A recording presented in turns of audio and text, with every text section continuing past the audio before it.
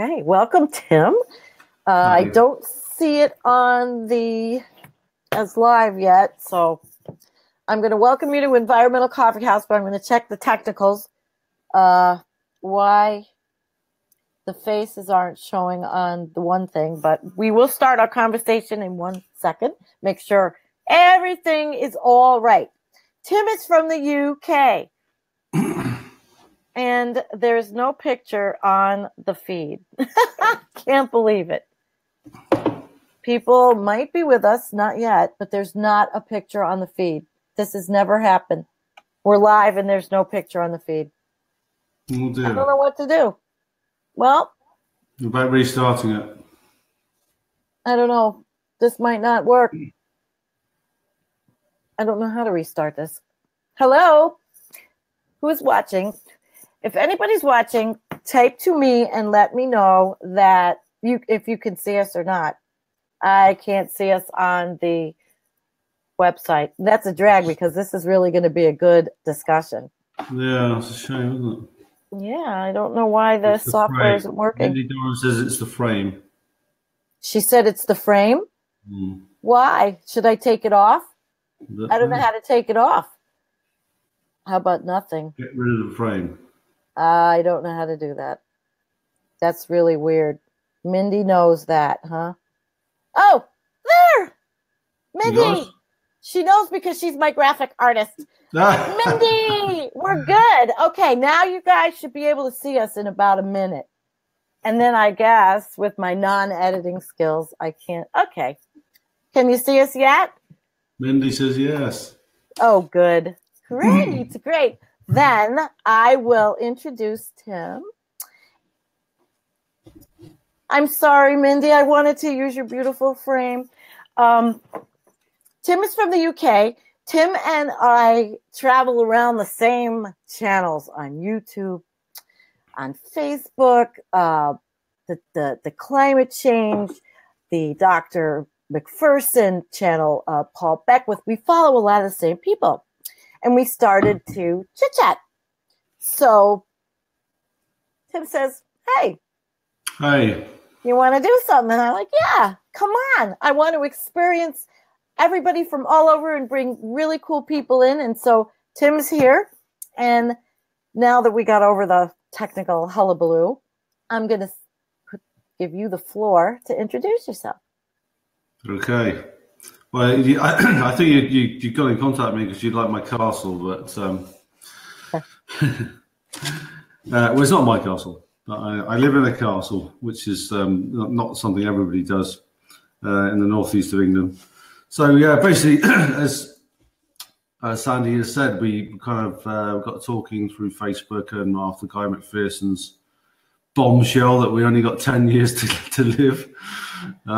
So yeah, I mean, from my point of view, this started a long time ago. It started when I was probably in my 30s, late 30s. And as I was saying to Sandy earlier, I basically went out for a morning walk with my dogs once and observed the sunrise. And I kind of suddenly realized that at the age of sort of 35, I didn't really know that much about the world. I'd sort of done science at school and one thing or another, but I kind of made it my mission to try and find out as much as I could about how things operate on this wonderful planet. I've always been a fairly environmental sort of person, but that was the turning point in my life. So that's how it really started. I started just investigating everything. I mean, I went deep, down the rabbit hole. UFOs, religions, you name it, everything. Down the rabbit hole. Yeah, just trying to get some sense of what was really going on. And this is when, I don't know if you remember this, but this is when the climate change first start being talked about, when they was talking about 1,000 years from now, all the ice sheets are going to melt. And then gradually, as the years went by, they kept bringing that figure down and that figure down and that figure down. And then it suddenly occurred to me one day that how do you measure a planet? I mean, we can measure certain things, the air quality, CO2, temperatures, and all this sort of stuff. And we've got some amazing satellites that can do all that now. Most of them in real time. But it was more to do with the melting of the ice sheets. And when we finally lost, was it Larsen A down in Antarctica? When Yeah, the first I big remember the beginning one. The beginning one, it was scary. and that eternal phrase that all we see in every scientific paper now, it's happening quicker than we thought. Faster than It's we that thought. one phrase. It always takes the science, even the most hardened scientists, by surprise. And I thought, well, maybe they don't know. Maybe it's just it's going to keep taking you by surprise because to be a scientist, you always seem to have to err on the side of caution. You can't just come out and go, we're all doomed. So for someone like Guy to suddenly come out with this sort of 10-year thing is quite unusual, and not unusual to face the ridicule that he's faced, because obviously people, scientists don't like the mavericks, and I think he sort of set himself up as a bit of a maverick. And to be honest with you, it's just a guy's opinion. It's someone's opinion. So that's how we got talking. So I mean, from a personal level, I mean, I've moved. I used to live in a place called Somerset, which is in the southwest of England. So if you look at a map of the UK, the foot at the bottom is sort of Cornwall, Devon, and Somerset. And I live right in the middle. We used to. Oh. And as I was saying to you earlier, I was married. 1.4 children, whatever the thing is. All the bells and whistles. I had a good business. I was a heating engineer. Like a lot of us. Yeah, and I remember just thinking, why am I not satisfied? I've got everything I'm supposed to have. I've got all the things that let us know as human beings that we're doing okay, and yet it wasn't enough. And so that's when I sort of started my journey on, trying to figure out what was really going on a personal level. I'm not saying I've got the answers, but it's certainly, when you've read a lot of books, I've read a ton of books, and I've read,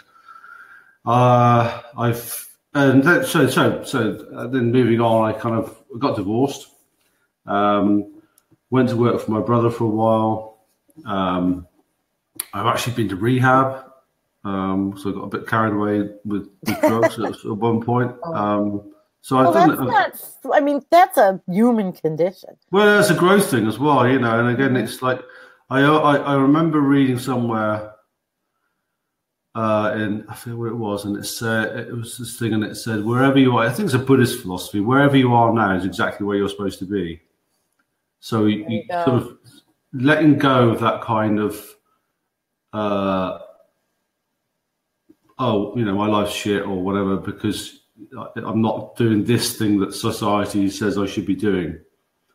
So, so then it was suggested to me to go to university, which at the age of 54, I thought was a bit daft. I don't know. I think it's awesome.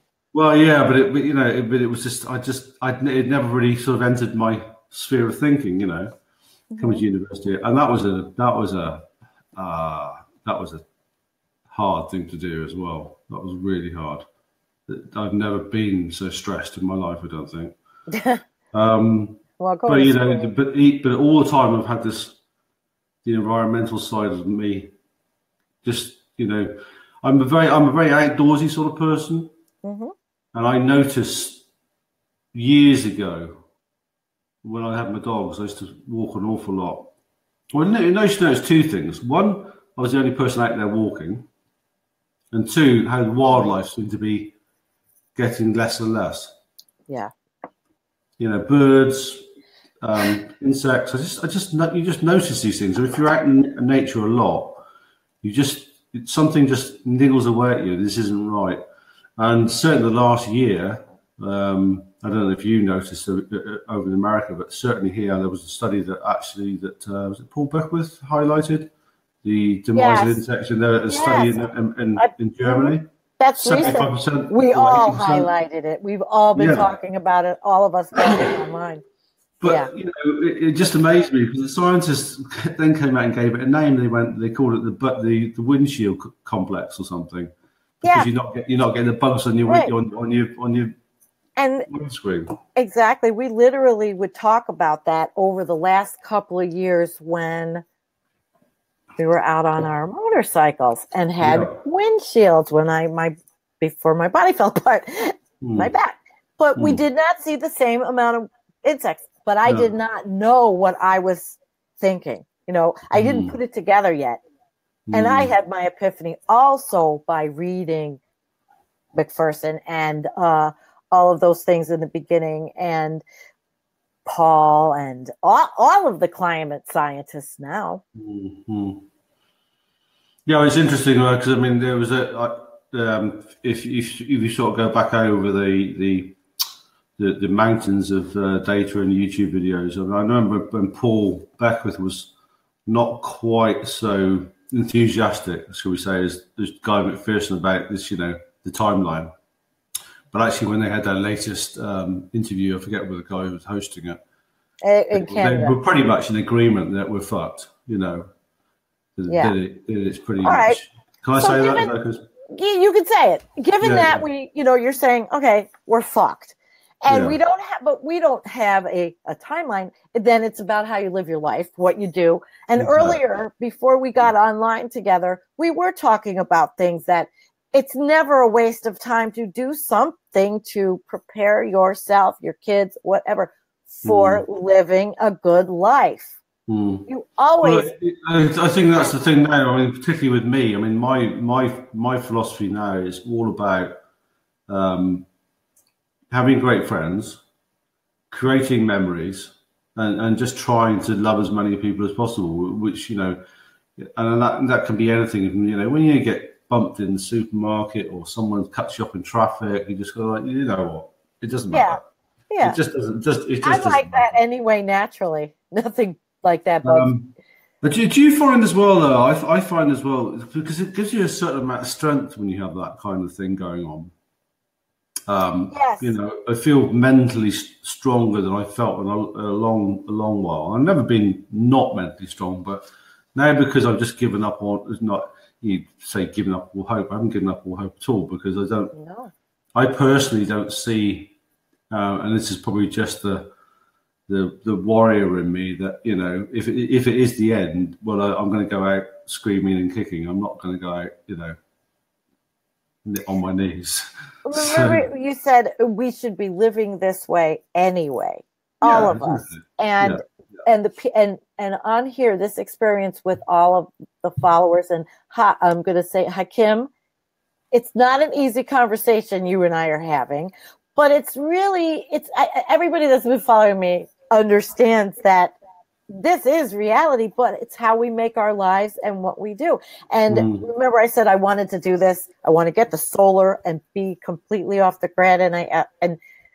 And you kind of validated it. You said it's not a waste to do all those things. It's not a waste. No, of course not. Nothing's a waste because you don't give up because you know we've screwed the planet. I mean, most of us do know it, and if we don't want the other thing as well, you see, I mean, if you really want to, and defeat is the wrong word, but if you want to defeat capitalism, the best way is to check out of it. Don't go to the supermarket and buy your meat at the supermarket. Don't buy your fridge.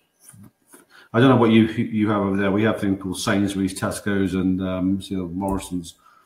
These massive supermarkets, and now they're stocked full of plastic crap for Christmas. Oh, I've had that rant. but lo and behold, I saw a headline today saying that shopping numbers are down, people aren't spending as much, and you're like, yeah, because I think people are generally starting to wake up to the fact they don't need all this. I mean, what do they spend? Maybe in the UK, Tim. No, that's not what our media here said. People are spending. And they are out in record numbers, and that is because of the stuff that people hear through the media. It's the media tells us here, maybe more than in the UK, to get out and consume, shop, consume. It's just, it is. And that is what I heard. Just noting that comment from Trevor Andrew just then about the Matrix is real.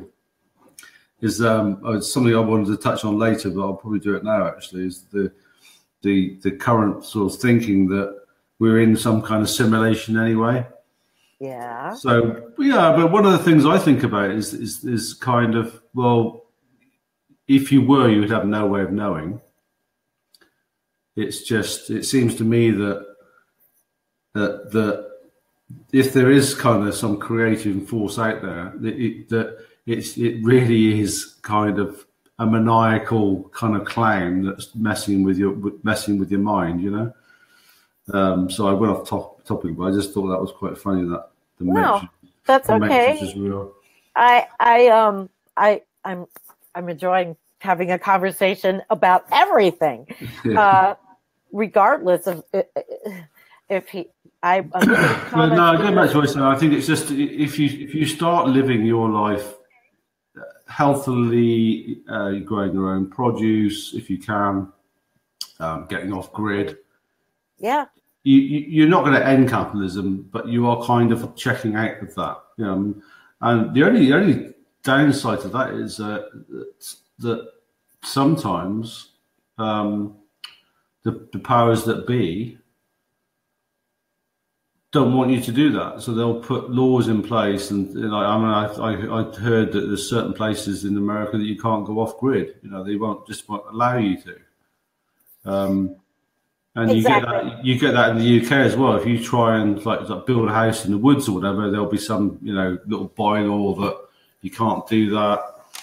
Yes, one of our team members lives in Florida, and she has solar, and they have made it very difficult.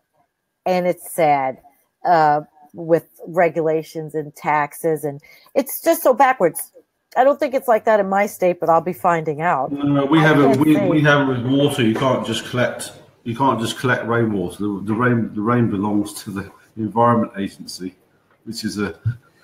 Wait a minute. You can't collect rainwater in the UK. You can, but you've got to go get a license to do it. And you've got to tell them what you're using it for, and you've got to have the appropriate, equipment and one thing and another. Oh, I can see everybody's comments. That's great. Oh well, let me hear about it. When we were talking also about having these epiphanies and the scientists behind these things.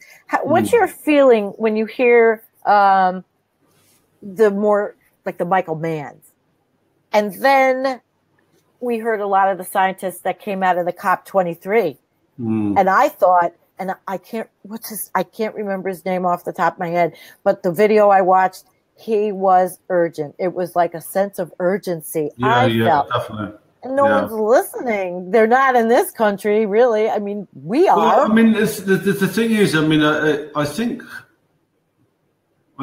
think our governments do listen, but when you understand the political mind, nothing happens quickly. It's just like the Titanic, and you're trying to steer it away from the iceberg.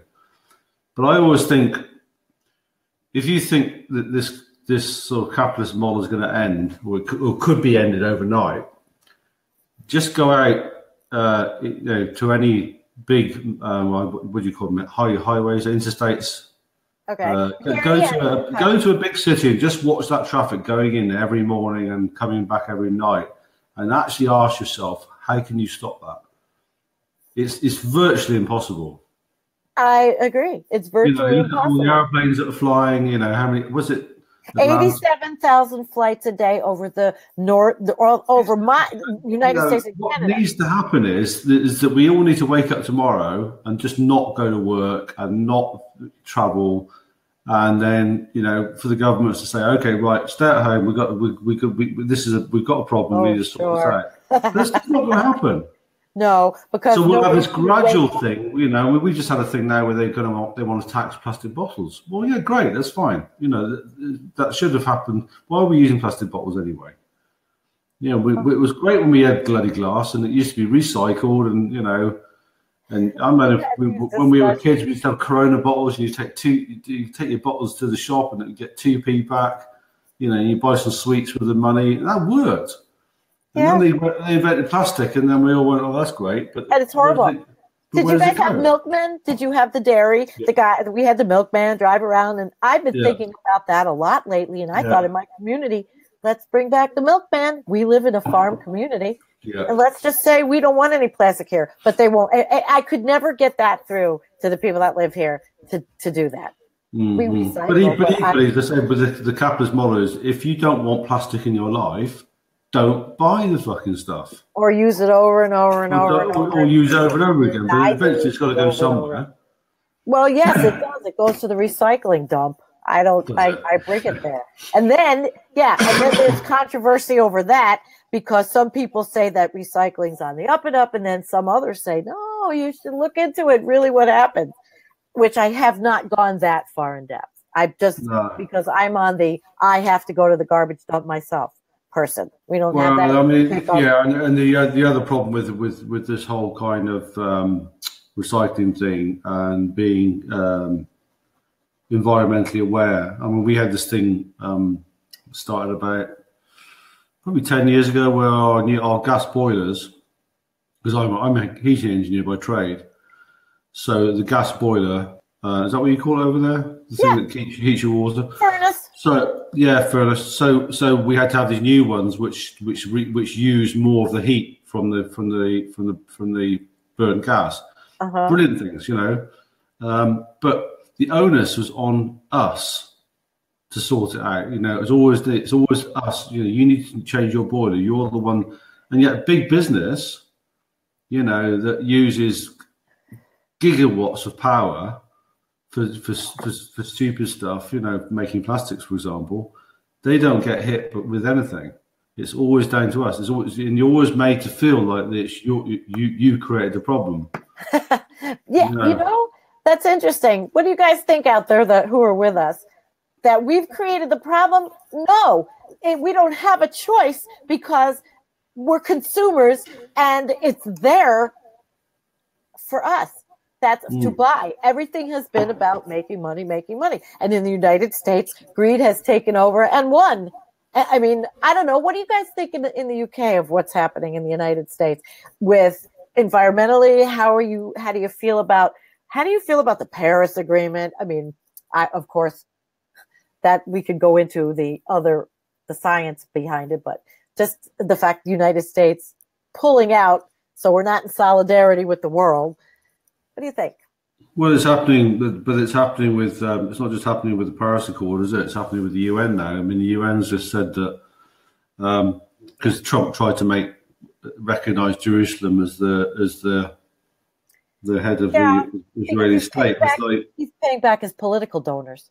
Well, of course he is. Of course he is. But the UN's just said, voted against it. So I mean, and then what happens is, and this has happened before. America goes, well, it's our ball. If you're not going to play ball with us, then we're not going to deal with you. And it's just, when are we going to move on? When are we going to get some adults in charge? I don't know. Who's in charge? You've got Theresa May. They're like spoiled. All this, well, she's a flipping nightmare as well. I mean, they're all like spoiled kids. It's this whole political. My brother said it years ago. He said, "Why do we need party politics? Why can't we just get the science? The science says we need to do this, and then implement it. Yeah. Why can't we just do that?" Because, to turn around and say there's no such thing as climate change, there's no such thing, it's just. And I mean, what's Trump doing now, for God's sake? He's building a wall around his golf club in Ireland. Yeah. Because he doesn't believe in sea level rise. But just in case he's going to build. It's like, Jesus. Yeah. You know what? I mean, even though you're in the UK, we're here. I see it the same way. It's very ironic. It's almost like we're living in this time of great irony, and it's a comedy and it's a tragedy. Yeah, it is. Shakespeare couldn't write it any better. Only this Well, time the thing Shakespeare would have the thing is, you're right. It's a comedy. It was a tragedy because what we were talking about earlier. I'm one of the because I'm ex-army, and although I haven't served in a war zone, I've had plenty of friends who have, and it doesn't take long for society to go from fully functional to, oh my God, the zombies are coming. In very, very short order, very short order. And that's the worrying thing. I mean, you guys are right. So you've got guns. You can dissuade the zombie hordes, but we got to sit here with our like what people say. Well, when something happens, or we haven't seen that behavior really yet in the United States, even with the at least that's to my knowledge. In Texas and in California, yeah. I don't think we've seen the behavior yet. I wish I could talk about again, it's another one of those things I think I just pick up on. I don't watch the news per se, but I just pick on little things. Yeah. So we've just had another controlled explosion over Christmas, which was a terror plot. We had a guy just recently in London that was shot and killed for his watch. Two guys on a we have this thing called moped crimes in London, where you get a couple of kids on mopeds and they'll just grab your iPhone or whatever. That's on the rise. Yeah, but nobody there whips out a gun and shoots the other person. Well, that's the whole. This is the whole thing. It's like a friend of mine said, who's from London. He said, if I lived in London full time now, I'd be carrying, because you just don't know. It's that bad? Well, it's not that bad, but at least this is the one argument for gun control where you think there are times when if you had a gun, then it would make sense. Not all the time. Okay. Well, everybody. But then maybe that's the safety issue in your head. I don't know. Well, I don't know. Kim. I don't know enough. I mean, I know about the UK. I do, but I don't know enough about the crime and the guns and the everyday and how it would be. I kind of would like to know what it would feel like to have nobody with guns. But definitely. We had the last massacre, which was back in the 80s, and they banned all handguns. And it's definitely made a difference. Yeah. There's no doubt. But the whole point is, if you want a gun, you can go. You can find one. If you've got enough money. That's what the argument is here. And everybody says it would never work here. That we could never get the kind of gun control that. I always say, just get the manufacturers. Just don't allow the manufacturers to make the assault weapons. Nobody needs one of them, except for the military. Just don't manufacture them. Yeah, you need to watch. You need to watch. Jim Jeffries does a very good sketch on gun control. All right, Jim Jeffries, Australian comedian. Highly recommend. Jeffries. Okay, we'll write that. I try to write it up. Something's really wacky about my this tonight. Usually I can put up all these comments and nothing. Coming up, I'm seeing the comments. Okay. Okay. Let's see. Do you see this one? Where are you at, Tim? Yeah. I said to Kim I was in the UK. Okay. Let's see. She says, you won't see many guns in Oz. Oz is the same. Crime is very limited. Yeah. But they had, what was their mask? What was their mask? Still the record, isn't it? 52. We lost your face. Port Arthur. Yeah, they had Port Arthur. The Port Arthur massacre. 52 kids got killed, and they banned all the guns. Okay. Then the Australians just went, okay, fair enough. Do you think that what we're seeing? Kim, I'm in the northeast of England, a place called Durham. Okay, wait. Let me get her. Okay. Durham near Newcastle, northeast. Yeah. What were we talking about? I was going to ask you about sorry. And do you think that what you're seeing or what we're seeing is going towards collapse?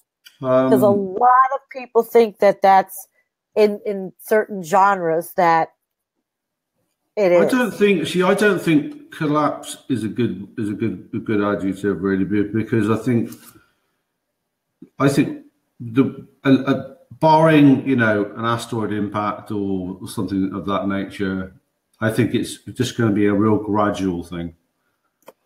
And it will speed up towards the end, I think, you know, so it will become a collapse, I suppose. But I just don't think, just the way things are going, if we just talk about the weather, for example, I mean, how that's going to affect things.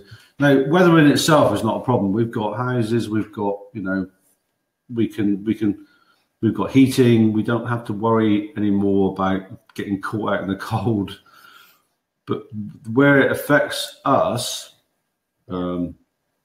I think, is crop failures. I mean, I don't know if you know this. Do you know the Black Death, the plague, which was in the 1400s, yeah? Yes. In Europe. Well, actually, because I've just done a degree in archaeology, the latest research suggests that the Black Death came at the end of a massive famine. So it was kind of synonymous with people who just couldn't really look after themselves, and suddenly this Black Death hit as well, and just finished off the population that was already dying. Wow. And that was because of climate change. There was something happening back then which was altering the climate, probably similar to what we're experiencing now. Too much rain when it shouldn't be raining, too much dry when it should have been wet. And Interestingly, the crops were failing en masse. People died, and then the Black Death hit and just sort of kind of was the fucking icing on the cherry on top of the cake, and it just finished everybody off. Oh, boy. But we recovered from that, you know. But it's just interesting because the sort of things they were talking about in this paper I was reading was that what we're seeing now, we're seeing these weather events. Yeah. So, for example, if you take something like winter wheat, so it's planted end of August, beginning of September, after the other crop's been taken off. It needs a certain amount of cold to, I don't know the exact science of it, but it needs a certain amount of cold to stimulate the plant growth. And then it needs this gradual spring warming for it to grow properly. Yeah. And if it doesn't get that, you get stunted growth and you get fungal problems. You then have to use stronger and stronger pesticides and herbicides, fungicides. That's if you catch it in time, because these things can happen so quickly. So imagine if you've got fields which are waterlogged, you need to get on and spray them to stop this fungus growing, but you can't get on the field because it's too wet. So that's the issue, I think, and it's not so much. It's like in the Second World War when we were starting to run out of food. We pretty much got rid of all our animals because, well, one, we need to eat them, but the other thing is we couldn't afford to feed them because we didn't have enough land to feed the animals. So this is what will happen. I think you'll just see this gradual, and not bearing in mind a lot of our food doesn't necessarily come from here. It comes from you guys. A lot of wheat comes from America. You've had massive problems up in the Midwest where they grow most of the wheat now. Well, Desmond's joined us. He might be able to answer that. There you go. He is director of natural resources, so he knows that area. We could ask him that question because he's in Michigan. That's the way I see it. I mean, as a layman, or someone who's involved, who's interested in science, but that's the way I look at it. And you had peach crop failures in Carolina, didn't you? And avocados have all been decimated because of the bloody fires in California. It's just, how do we recover? You see, one or two events is not a problem. I don't think we recover from that. But when it keeps hitting, we've got reserves, but again they'll run out at some point, and then we'll be in that stage where we've got this sort of last crop before everything fails. And I think that's what we're going to see. I think we're going to see this gradual, and then you've got the oceans fucking plastic full of plastic. I mean, I watched a documentary the other day with these like seagulls that are just full of plastic and whales full of plastic, and the sea's warming, so the fish are moving further north. The normal fishing rules don't apply. You know, it's a gradual thing that just starts to ramp up. And that's the whole point of waking up. But it's not to be depressing, and that's why I try to tell people. We have to live our life regardless if things are going to happen that we can't control or not. And so live our life the best. I choose to be somewhat a little politically active, but not a lot. I can't do everything. I just don't think anything is for naught, even with this, what we're looking at. I think it's fighting. Here's a question. And do you think that you saw Paul and I had a discussion with him here about humans, and his attitude was that we're always going to try to solve things and we will always try technology. What's your take on that? Because that's actually probably it'll go that direction if it isn't already. I just don't see it en masse here. I just don't. See, this is what happened with I forget who it was. Someone did a talk with Google. And all these kids were like, well, we'll just take our way out of it. You know, I understand the process of, say, carbon sequestration, they call it, taking carbon out of the atmosphere. I get that. But we're getting to a point now where we have to do it on such a scale. I mean, you'll need a country just to take the machinery in a country just to take the carbon out of the atmosphere. I just don't see it. You know, I think you could do it on a local scale, but I just don't see how you could because this is when you get into the geoengineering sort of side of things as well, isn't it? I just don't think you can tech your way out of it. I just think you need to stop doing the things now, which are putting that stuff into the atmosphere, right now. Oh, the pollution. And as we discussed earlier, how are you going to do that? How are you going to turn the boat around? You know, the Titanic's heading for the iceberg. I think but turning the boat around is in your communities. Desmond is working so hard to get this company called Enbridge to decommission Line 5, which is a 60-plus-year-old oil line that is underneath the Straits of Mackinac in the Great Lakes in the United States. And if it's old, if it fails, it's going to destroy the drinking water for potentially millions. Yeah. These are the things that cannot stop happening. Well, this is the other thing. But this is the other thing that happens with capitalism. You see, is that basically what you want is as much bang for your buck without spending too many bucks. Yeah. This is how it works. Rather than going, we're going to build the best oil line. See, I don't have a problem with oil lines. You know, if you build them well and they don't fucking fail, then what's the problem? But what happens is they always go, let's get the cheapest contractor in. You know, you get some Mickey Mouse outfit who don't check the wells properly or whatever the thing may be. We just had one fail in the North Sea. In the North Sea. Which is fucking, how old is the North Sea? The North Sea must be 20 or 30 years old now. And then we had an explosion in Austria at some gas plant. That always happens. Of course it will, because I mean, look, I got my brother. So I'm the eldest. So I got my brother Ben, who lives in and works in Dubai. Absolutely living the high life. Loves Dubai, but he works in the oil industry. So he works for a company that essentially moves oil rigs around. So this is his busiest time of year. The other thing he does, which is part of his job, is to basically give the oil rigs an MOT. So basically to sort of, see if they're okay, making sure the insurance is up to date. He writes mountains of reports on oil rigs about what they need to do to get them up to safety, and they just do the bare minimum. So it's human error most of the time. Of course it is, because they're trying. They don't want to spend the money because it's so short-sighted. It's almost like easier to clear up the bloody spill than it is to not have the spill in the first place, which is just counterproductive. So he pulls his hair out because he gives them all these recommendations. They don't follow it, and then something fails, Oh yeah, so it's you know, it's rife.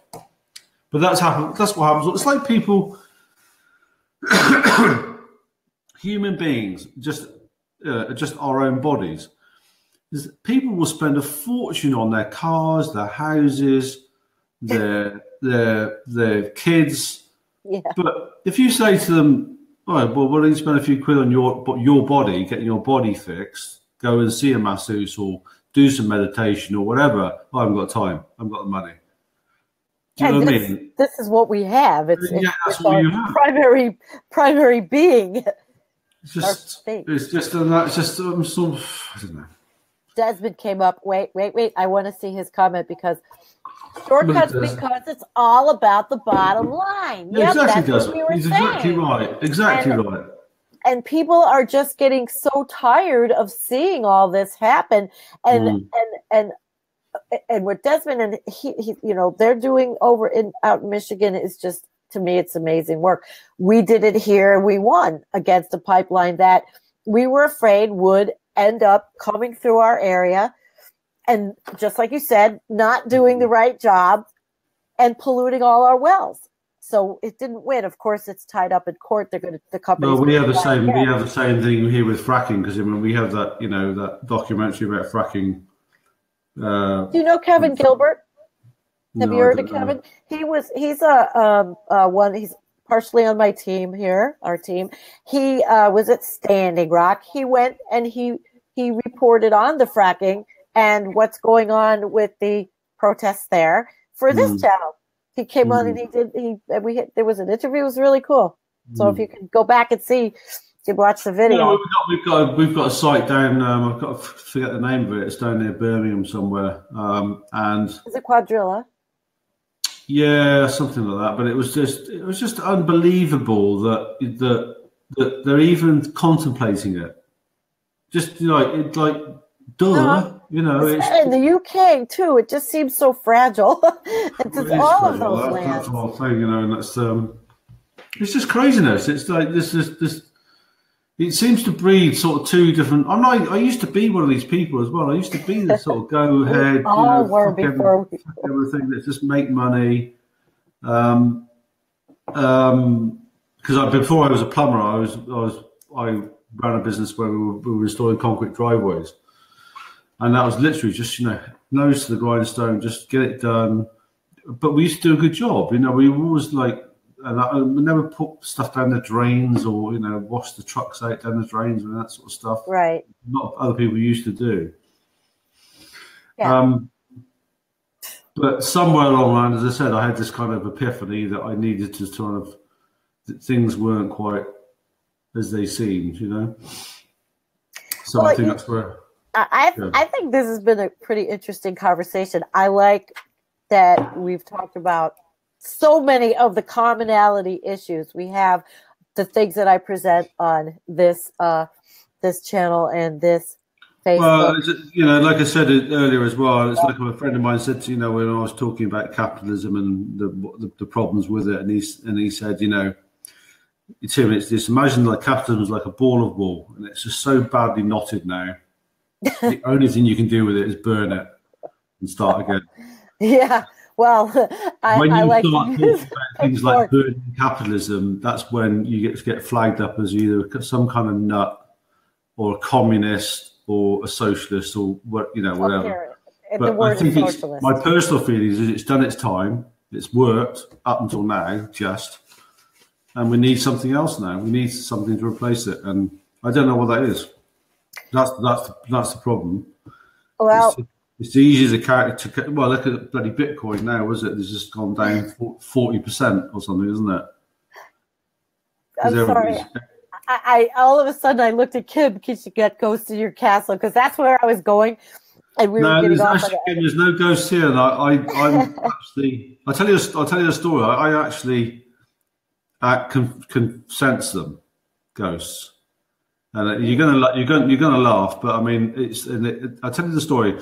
So my parents, when we sold our farm, they bought a pub. I was like 18 years old, and they bought a pub. So that was like the end of me. And when they sold this pub, they did quite well out of it, and they bought like a cottage on the edge of a place called Exmoor, which is in Devon, which is one of our little like national treasures. And I stayed there one night with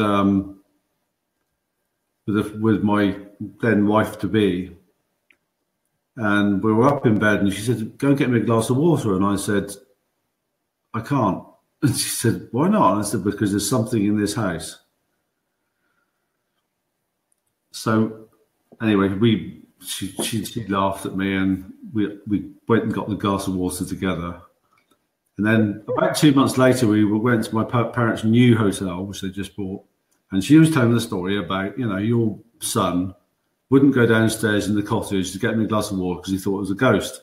My mum just turned around and went, "Oh, is she still there?" Really? Yeah, it was a girl. It Cool. was, and it's not like you don't see them, which is a really odd thing. People say they see ghosts, you just sense the presence. So yeah, there's no ghosts here. There's no ghosts here. Or maybe I've lost a gift. I don't know. Oh, I don't know. How old is the castle? The oldest part is 1147. Oh my gosh! Do you know how we know? Do you know how they know that? It's because in 1147. Can you imagine that? That's like No. so long ago. 1147, they applied for planning permission. So even back then, they had to have planning permission to build a castle. And it's gigantic stone. Oh, it's huge. It's not enormous. But that lasts. See, if we all now, if I could, I'd change my house to be a stone house. And was that a conversation we were somewhere? I think maybe you were talking about it on one of the commenting, and you said somebody said, "Yeah, stone. That's the way to go." And I think that's where I got that. Oh my gosh, he lives in castle. I like wood. You see, I like the American way of building a house out of wood. But do you think that's resilient? Well, do you see the wood houses that are from 1100? No, exactly, but they do look nice. Well, it would be like a time capsule. Okay, let's build a stone house. We're going to go extinct anyway. So somebody will open up my house like it's a time capsule. Yeah, my first house was my first house was stone, built with stone. Yeah, Kim says we love some humor in the dark age we have. Yeah, and she knows she's with me enough. And Kim spelled humor right. Yeah, there it is. She knows though. She knows me. We talk about the most. She wants to friend you. Can I friend you, Tim? Yeah, of course, can. No problem. Well, it's just I cannot be 100% doom and gloom. I mean, I like to bring in the humor because, yeah, it's so serious. But we have to have a smile on our face. We have to keep going. Well, I mean, I find it very easy because when you're in the army, that's all you have. This kind of like gallows humor. You think. Yeah. I've restrained myself. You think guys got gallows humor? I mean, you wait until you go in the army. I mean, just. Well, I won't be going to the army. Not in this life. Because you're always, because it might be your last day. You're always thinking, Yeah. That way. Yeah. Well, when you're in that situation, I would imagine. I'm going to take a couple more comments, and then I think we're going to wrap up. But I enjoyed this because we went through everything that I like to talk about. Things we post articles on. Maybe the next discussion we could get into a little bit more on Arctic and.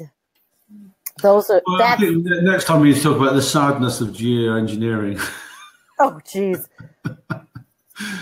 Perhaps. We'll see. We could do a parody on geoengineering, maybe. Well, I might have some of my my followers throw eggs at me. But anyway, so you are. I hope you have a wonderful holiday, and I really appreciate that you came on and that we did this. This was fun. Yeah, it's been good. Nice talking to you as well. Yeah, it's going to go up on the YouTube. I hope your husband's all right. I hope your husband sort of gets back fit and well. So do I. He's doing everything, but he just can't lift this. There's no electric impulse telling it to go up. But the guy's amazing, and he does everything anyway. So I sometimes forget that he had that accident and that he's got all this crap wrong with him. But that's, I guess, a testament to some people's fortitude. Yeah, he's got it. Yeah, well, sure. So thank you for saying that, and good night, everybody. I can't breathe. Obviously, something happened to me. No, you're saying that you're bunged up. It's bad. So I don't know what it is. So well, it's 3 o'clock in the morning now, so I'm going back to bed. You go back to bed. Thank you. Thanks for joining us. It was fun. Take care. Okay. Bye, everybody. Peace. Bye-bye.